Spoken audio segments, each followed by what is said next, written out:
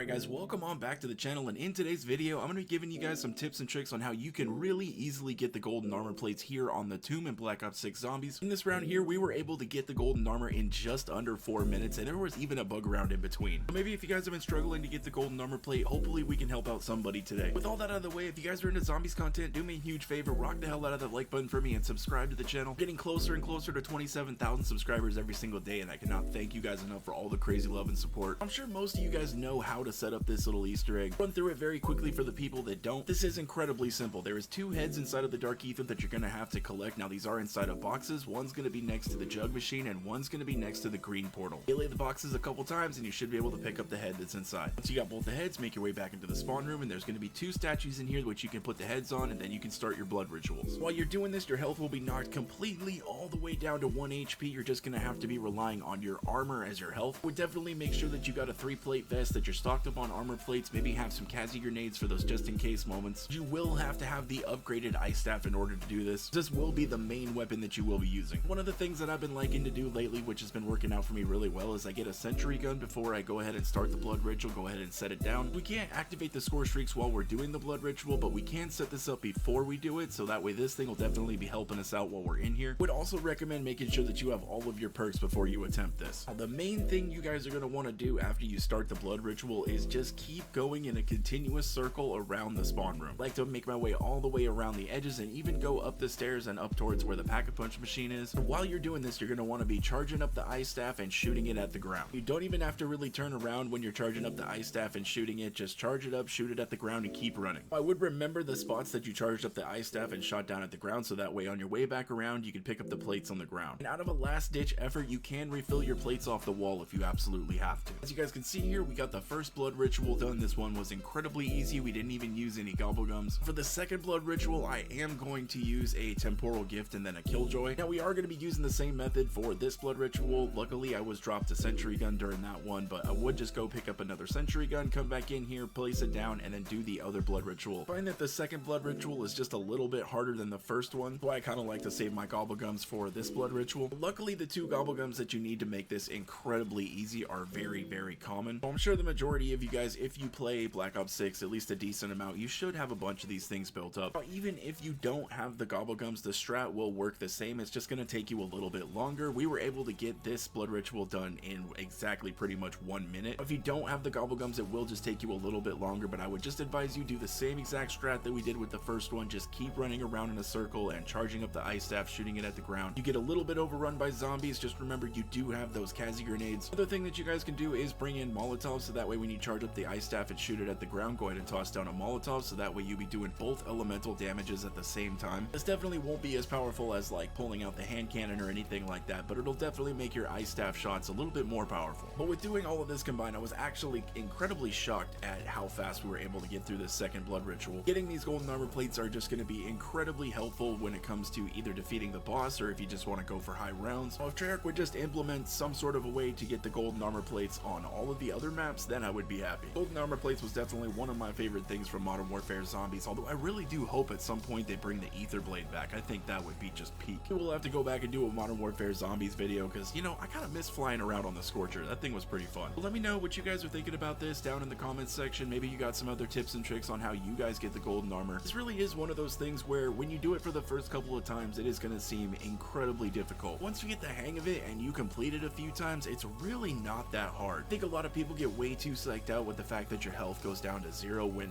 in fact you can actually withstand a lot of hits if you have full armor. And I think one of the main keys to doing this is the constant movement part. As long as you're steadily charging that ice staff up and shooting it at the ground and doing damage to these guys, just don't get too close to them, especially with these shock mimics and all the other ones. If they pull you in and they bite you, I mean, you're only just 1 swipe away from death. If you keep your distance, I think everything should be okay. With that, we're gonna go ahead and wrap up the video. I greatly do appreciate all the love and support, guys. Please drop me a like if you guys enjoyed the video, subscribe to the channel if anybody is new. I hope you guys have a wonderful rest of your day, and I will catch you in the next one.